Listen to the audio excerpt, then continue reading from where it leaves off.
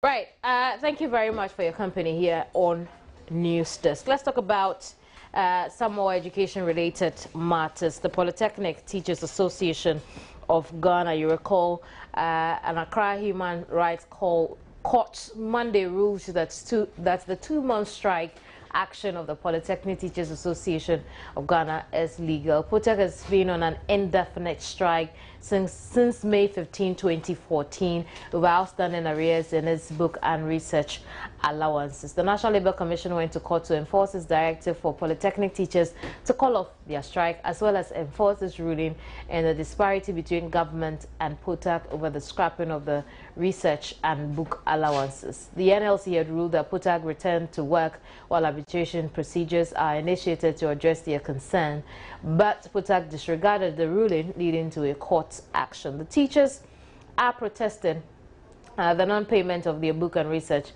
allowance. Government indicated its intention to scrap the payment of the book and research allowance to tertiary institutions last year. Instead, it announced the setting up of a national research fund to support the conduct of research by lecturers.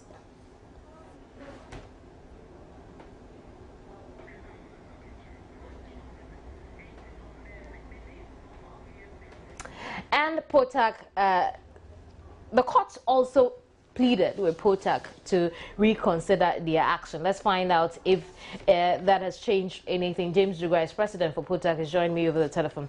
Hello, James. How are you? I'm well. You're welcome to the program, James. Fine. The last time we spoke, you mentioned that the POTAG was going to enter a meeting to consider the court's plea. What's become of that? Well, the issue is that categorically the court was indicating that it compelled the National Labour Commission to trigger an arbitration, compulsory arbitration between POTAG and then the National Labour Commission. I think that was it. And the court set aside their motion to direct us to call off the strike. And the court indicated that the National Labour Commission didn't follow the due process. So it was not lawful for them to enforce that law. So what now?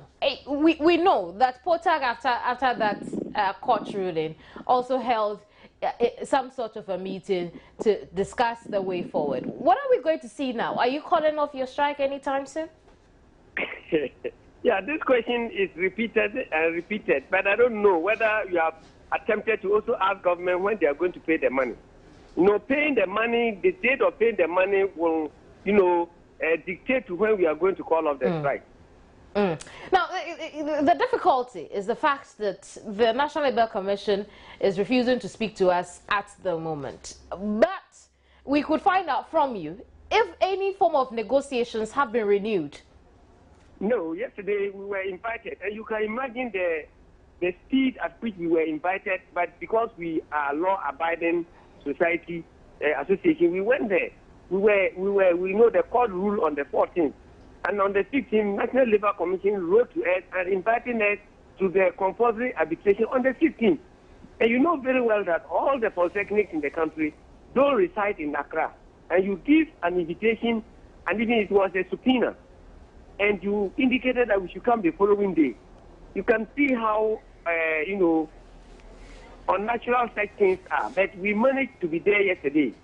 And we were in the parlor for some time. Later on, they came and told us that the meeting or the arbitration session has been cancelled. So we asked them when the gentleman who came to relay the information said that he was not in any position to tell us when they are going to call us again. So we were in a limbo, and we have to disperse. I see.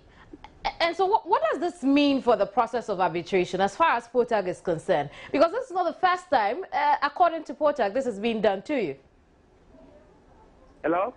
I'm asking, what does this mean for the process or the resumption of talks between the NLC and POTAG? Well, I cannot best tell because I'm not a legal brain. So we have to go back to our lawyer to seek the necessary legal advice. I see. Are we going to see POTAG take any action against his employer? Well, when we get there, when we get to the bridge, we shall cross. I see. We'll leave our conversation here for now. Thank you very much, James. James Jugua is POTAG president. But Thank you for your consent. Absolutely, absolutely. Obed Kwame Mponsa is PR for the Ghana National Union of Polytechnic Students, and obviously they've been most affected in this tussle between the NLC, government as an employer, and POTAG. Obed, you're welcome to the program. Yeah, thank you very much. You had my conversation with James and how things have developed so far. What do you make of it? Please come again. I'm asking that you had my conversation with James and how events have unfolded so far as far as the negotiations are concerned. What do you make of it? Thank you very much. From what the POTAG chairman, Mr. Jugua, is saying, and this information that I had yesterday, if anything to go by then, I still don't see, or we still don't see the commitment of the government through National Labour Commission in resolving this issue. Because you invite somebody for a meeting or... Hello, Ben, are you there? Hello, Obed. Obed, can you hear me?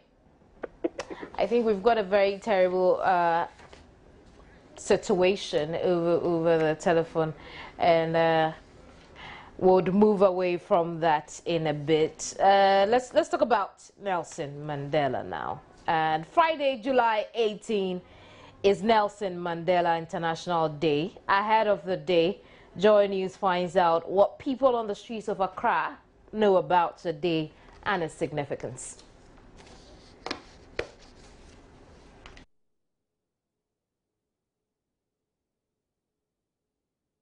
Later, chartered economist and senior lecturer at the University of Cape Coast Business School, John Gachi, says government has learned from the economic volatility facing the country.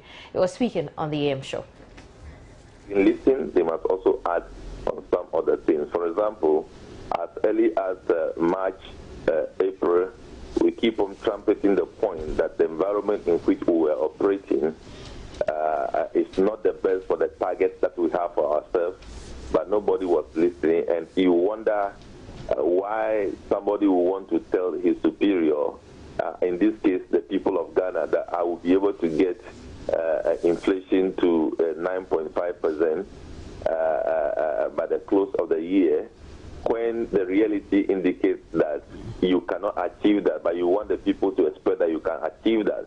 And at the end of the period, you see, managing an economy is also managing the political process. If you do not achieve that, you allow yourself to be bashed. So why will you give a target that you cannot achieve? But that was not adhered to as early as possible until we went to Senchi, and that issue came up again.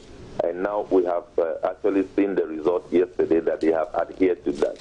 So respond to cogent suggestions, timely response to, cogent suggestion to the governance process is also very important for the development of the country.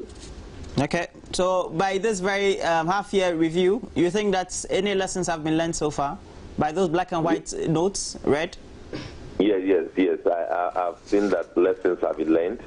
And if you look at the script that the finance minister read, he also indicated that they have learned good lessons from this volatility, and they are factoring them into the economic management of the country. So for me, that is a key statement that the finance minister has made that we need to applaud him for, because if a finance minister will act as if he doesn't listen to what others are saying, and that will be a bane on his activities. But for the finance minister to tell the whole world that they have learned lessons from the volatility and they are factoring them in the economic management of the country, that must be a good finance minister.